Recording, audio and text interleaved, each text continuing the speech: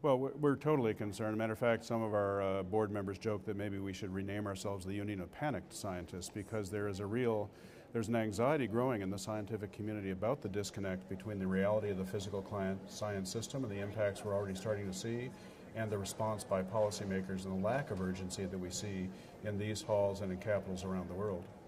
I mean, this lack of urgency, I mean, I've not heard anybody explain why the lack of urgency. The scientific argument is so strong, the scientific information that we have is so convincing, the science grows and grows with each COP we come to. Yet the urgency among the politicians, among the negotiations, doesn't seem to grow in tandem with the science. What could possibly explain that?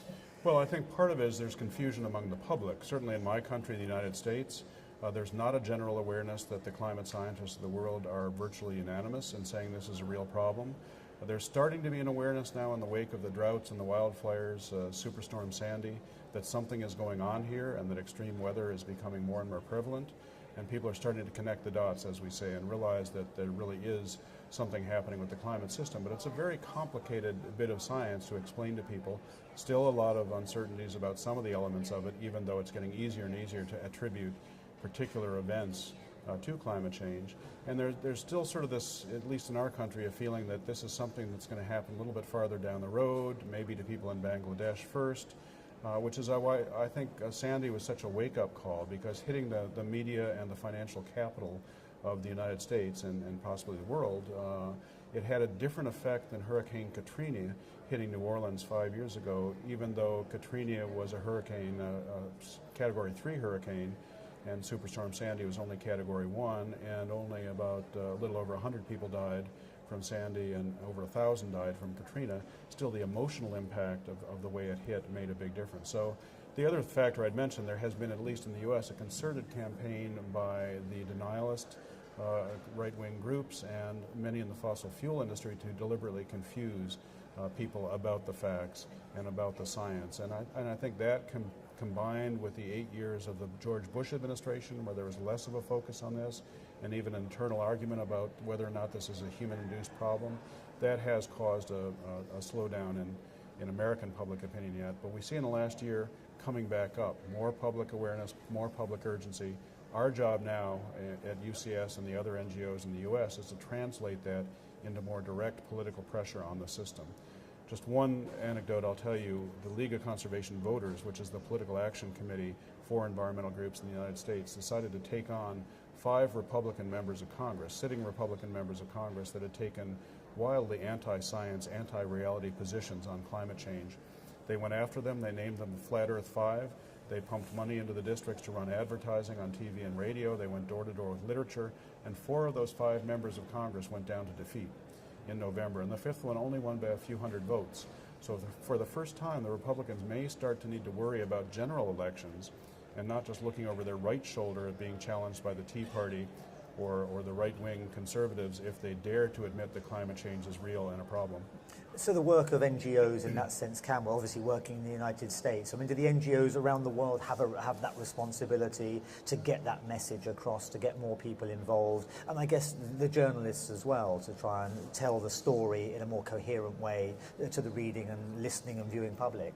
Yes, I think we all have a responsibility, whether it's leaders, NGOs, journalists, the business community. We all have a responsibility to communicate what we know about this, and not only to put out the urgency and the dire straits of the impacts of climate change that we're starting to see around the world, but to offer people practical solutions.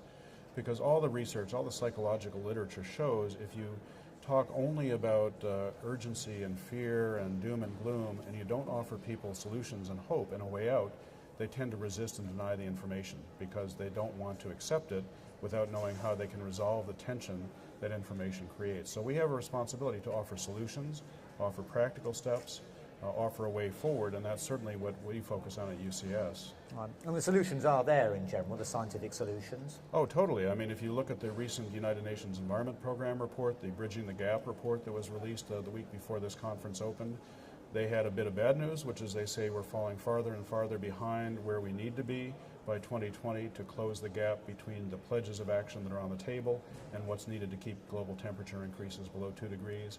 But they also said there are available technical strategies in a variety of sectors, housing and buildings, industry, transportation, energy production, agriculture, land use, methane releases, the HFC gases, a host of things that we can do that can close this gap if we have the political will to put in place market signals and policies to get these technologies in the marketplace in a much more rapid way.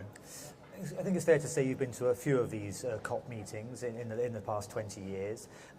How do you define this one so far? Okay, we've not reached the end yet, but how would you define it compared to other meetings? Where does it fall in the scheme of COP meetings? Okay.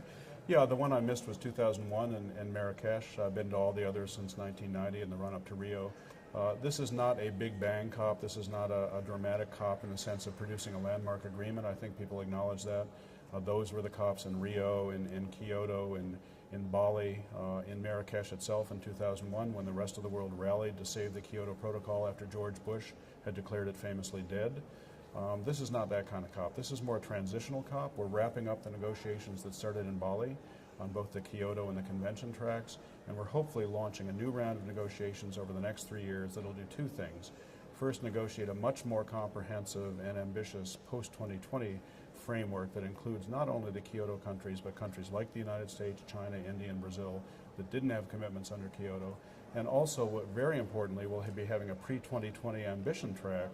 How do we start to close that gap that UNEP identified between the minimum that the science requires we do and the maximum that the political system is delivering right now? We have to close that gap because going above 2 degrees is going to be a devastating prospect. We're already at just 0.8 degrees increase, less than 1 degree increase over pre-industrial levels. And look at the impacts we're seeing around the world already.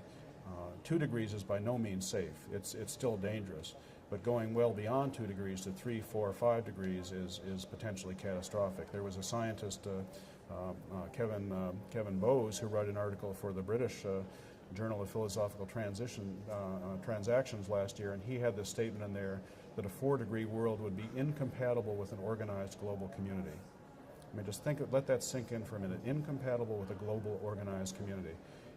The potential impacts of 4, 5, 6 degrees you don't even want to think about. Right. I mean, that's a pretty powerful statement, which should ignite a fair amount of urgency here at COP18. Again, we go back to that lack of urgency, levels of ambition. We keep hearing that phrase as well. I mean, levels of ambition here, are they high enough? Are they where they should be? Or are we way off the mark? Well, we're totally way off the mark, and I think it's because we're caught in a false calculus here. We're sort of in this notion that doing something is costly and that it's not to your advantage to do something as a society, as a country. There's a competitive framework here. If the United States does more than China, somehow we're going to be at a disadvantage. The reality is, if we collectively do nothing, we will all be at a disadvantage. And all the analysis from Nick Stern's report in 2007 on shows that conclusively, that the impacts of climate change and the costs those are going to impose on society are far greater than the costs of transitioning to a clean, low-carbon future. And the problem is I don't think that paradigm shift has happened in most countries. I think politicians are still operating under a very short-term framework. They hear a lot from the fossil fuel industry and the heavy industries that would bear some costs in making a transition to lower carbon.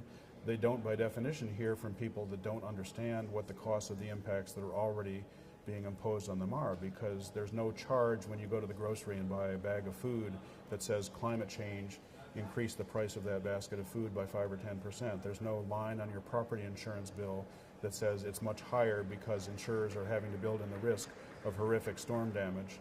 There's no line in your tax bill when you get it from your local or state government saying that your taxes are higher because we have to put in more powerful storm drains and pumps to deal with sea level rise.